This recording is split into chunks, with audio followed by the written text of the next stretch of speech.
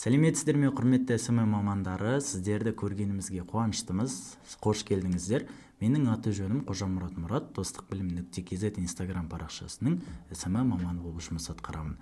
Бүгінгі біздің курсымызда не туралы айтамыз деген сұрақтарға жауап беріп өтейін. Бүгінгі өтетін курсымызда пост салуға байланысты обложкасын, текстін қалай дұрыс қойылу керектігі жайлы айтатын боламыз.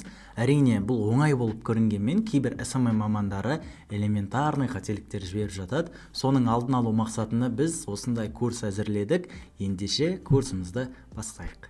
Құрметті СММ мамандары, көріп отырғандарыңыздай, біз қазір Telegram группадамыз. Бұл Telegram группада барлық қаланың достық СММ мамандары отыр. Осы жерге материалдар жіберіледі, яғни сілтемелер болсын, стористар болсын, барлығын осы жерден көре аласыздар. Біз сіздерге барлығын әзірлеп, яғни посттардың материалын, оның ішінде тексті бар, обложкасы бар. Сіздерден ең бастысы керегі оны 100%-ға дұрыс салу. Енді мен сіздерге қазір мысалға келтіріп өтейін. Мысалға мына постты алып, біз өзіміздің галереямызға сақтаймыз. Сохранить видео. Сосын мына жерден обложканы да сақтаймыз. Сохранить фото.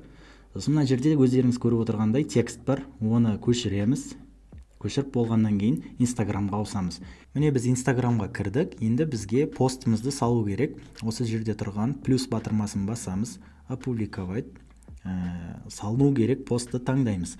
Бұл пост арнайылап барлығы дұрыс жасалынған, ешқандай форматты өзгертудің, яғни үлкейтудің, кішірейтудің ешқандай қажеті жоқ. Далені басамыз. Енді ең бірінші керегі, тағы да далені басамыз. Ең бірінші керегі обложкасын дұрыс қою. Кейбір СММ мамандары қателіктер жіберіп жатады, обложканы дұрыс қоймайды, кейбіреулер ұмытып кетеді. Сол себепті осы нәрсені баса назарға аламыз. Плюсті басып, обложканы таңдаймыз. Обложканың да форматы арнайы осы постқа арнайылап іштелінген, ешқандай нәрсені өзгертудің қажеті жоқ. Готово. Осы жерге текстті қоямыз.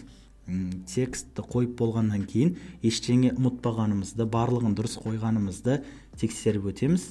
Енді поделиться батырмасын басып, посттың салынғанын күтеміз. Міне, құрметті СММ мамандары, осылайша біз өзіміздің дайын постымызды лентамызға салдық. Қазір салынғаннан кейін барлығы дұрыс па, қате жоқ па деген сұрақтарды қарап өту қажет. Міне, біз өзіміздің постымызды салдық. Барлығы сәйкес келіп тұр. Міне, көріп тұрғандарыңыздай. Егер сіздерде постты қате салам ба деген ой болса, біздің достықбілім.kz головной инста парақшасына кіріп, сол жерде тұрған, яғни салынатын постты таңдап, обложкасы, тексті қалай салынған, соның барлығын тексеріп алсаңыз болады. Себебі ол жерге посттар бірінші болып салынады, содан кейін барып сіздерге таратылады. Яғни сіздерден сұрайтынымыз сол жерден бірінші тексерістен өткізіп, барлығын сараптап, содан кейін барып лентаға, яғни өздеріңіздің инста парақшаларыңызға салсаңыздар болады. Жаңанаға салған бұл пост форматы болатын. Ендігі кезек Reels форматында видео саламыз.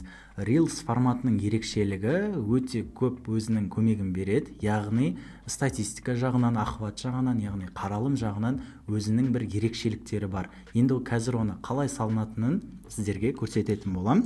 Міне бізге видео, обложка, текст барлығы дайын. Материалдарымызды галереяға жүктейміз. Сохранить видео, обложканы да жүктейміз.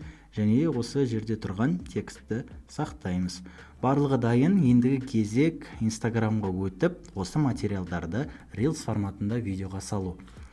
Плюс батырмасын басып, видео Reels, осы жерде плюсті басып, галереядағы видеоны таңдаймыз.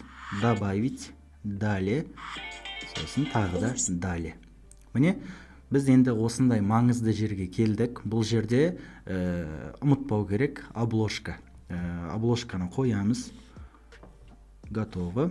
Және де сақталынған текстімізді да қоямыз. Барлығы дайын тұр. Тағы да айта кететіні, бұл жерде тұрған также делиться в ленте деген батырманы әзірше сөндіре тұрамыз. Бұл жайлы мен кейінірек түсіндіретін болам. Енді мына жерде тұрған расширенный настройкаға кіріп, осындағы загрузка в высоком качестве дегенді қосамыз. Бұл өте маңызды, өйткені видеоның жақсы, сапалы түрде салынуына бұл өзінің көмектерін береді. Сол себепті бұл нәрсені ұмытпайық. Ал қалғандары матты маңызды емес. Енді осы жерге өзіміздің рилсімізді саламыз. Күтеміз. Өйткені видео сапалы, және де біз жаңа сохранить видео в высоком качестве дегенді бастық. Видео сапалы түрде салынып жатырғасын, салыну уақыты постқа қарағанда ұзақ болады. Мінекей құрметті SMM мамандары, біз өзіміздің Reels форматында видеомызды салдық. Иконканы басып, барлығы дұрыс салынған ма, солыны тексеріп өтетін боламыз. Тексті орында, видеосы барлығы форматына сәйкес салынған, обложкасы өз орнында тұр. Және де құрметті SMM мамандары, біз кейін айтамыз деген, также делиться в ленте дегенді қазір сіздерге түсіндіріп өтетін болам. Бұл дегеніміз не? Бізде көріп тұрғандарымыздай екі бөлік бар. Бұл біздің кәдімгі лента, ал бұл Reels-тің лентасы. Бұл екі бөлікке бөлінген. Егер сіз жаңанағын қосатын болсаңыз, также делиться в лентені қосатын болсаңыз, екі жақта да Reels-тің видеосы салынатын болады. Яғни лентада да, Reels форматында да видео тұрады. Енді сіздерге мысалға оны көрсетіп өтейін. Қазір Телеграмға кіреміз. Телеграмға кірдік, өзімізге қажетті материалдарды жинаймыз. Видеоны сохранить етеміз, және де өзінің текстін сақтаймыз, және өзінің обложкасын осы жерге сақтаймыз. Плюсты басып Reels форматында видеомыз саламыз. Дәл жаңағыдай видеомызды аламыз, добавить, далее, және де обложкамызды ұмытпаймыз қоюға. Обложкамыз сақталған, готово. Текст өз орнында. Барлық өз орында, және де также делиться в ленте. Бұны жаңа біз сөндірген болатынбыз. Бұл Reels форматының лентасында көрсетілді. Енді оны қосқан жағдайда ол екі жақта да, яғни екі лентада да көрінетін болады. Қалғанына тиіспейміз. Поделиться дегенді басып, видеомызды жариялаймыз. Міне құрметті SMM мамандары, көріп отырғандарымыздай, Reels форматында видеомыз жүктелді. Бұл Reels форматының ерекшелігі екі жақта да, яғни лентада да көрініп тұрады, және де Reels форматының бөлігінде де осы видеомыз салынған көрініп тұрады. Барлығы өз орнында. Енді тексеріп көрейік, барлығы дұрыс салынған ба. Текст орнында, видеоны былай басып, өз форматында көре аламыз. Яғни барлығы дұрыс. Осылай лентада да барлығы өзінің обложкасына сәйкес өз орнында тұр. Мінекей сіздерге посттың қалай салынуы керектігі жайлы толық түсіндірдім. Сіздерге пайдалы әрі түсінікті болды деген ойдамын. Енді осы курстың жалғасын мына жерде тұрған видеоны басу арқылы көре аласыздар. Сіздерге пайдалы болды деген үміттемін. Сау болыңыздар.